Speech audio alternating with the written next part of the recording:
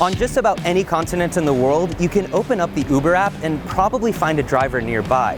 What started as a Silicon Valley startup has now turned into a global company worth tens of billions of dollars. But Uber has competition across the globe, and it's fierce. It may come as a surprise to some that Uber loses money, a lot of it. Uber lost $4.5 billion in 2017 and $2.8 billion the year before. On the surface, Uber seems like a fairly simple software in the form of an app which simply connects a driver and a passenger. But underneath the surface, the company is losing a lot of cash. But Uber's okay with that, with its CEO saying heavy losses are necessary to establish itself in new places. Take Southeast Asia, for instance. Uber aggressively spent money on advertisements, partnerships with taxi companies, and regularly subsidized fares. To encourage more drivers on the road, Uber started using its own rental car business in Singapore under the name Lion City Rentals. And because of subsidies, renting a car from here can be cheaper than hiring from rental car companies like Hertz or Avis. It's no wonder then why Uber's losing so much money. But who are the global players forcing it into the red? Let's take a look at some of the biggest ones. Didi Chuxing is China's biggest ride-sharing service.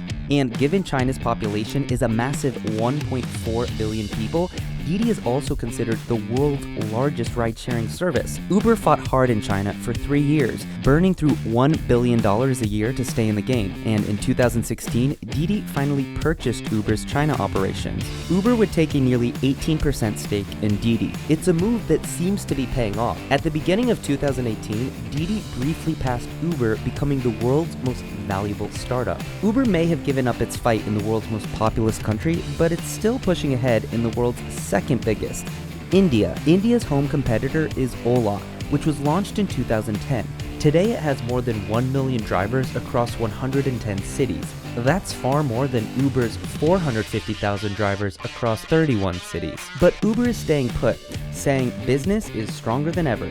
Back on Uber's home turf is Lyft, which has been profiting from recent Uber controversy. Lyft recently reported it's doubled its rides in 2017, a year that started with the hashtag #DeleteUber campaign. Uber's CEO Dara Khosrowshahi even admitted late last year that the US market has become unprofitable because of competition from Lyft, and will stay that way for at least 6 months. But the battle is far from over.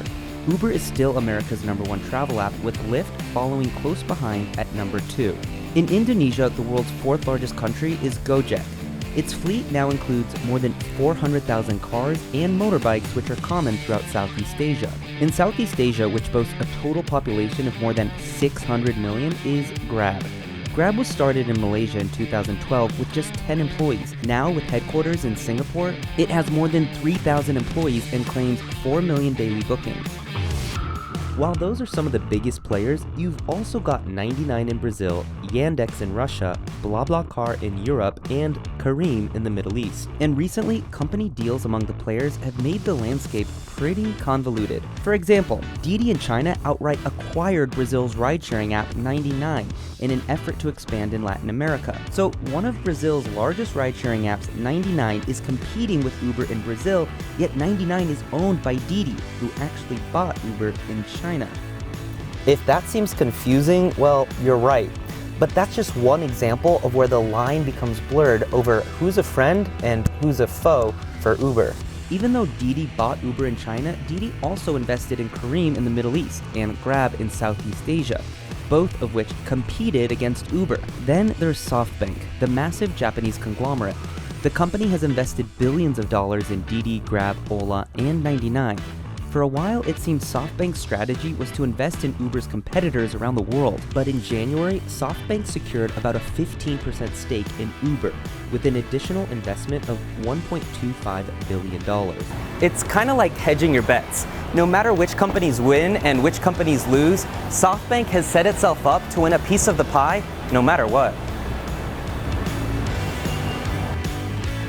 Hey guys, it's Upton. Thanks for watching. For more of our videos, check out What is Alibaba Here and What is Tencent Here. We're also taking suggestions for our future CNBC Explains, so leave your comments in the section below. And while you're at it, subscribe to our channel.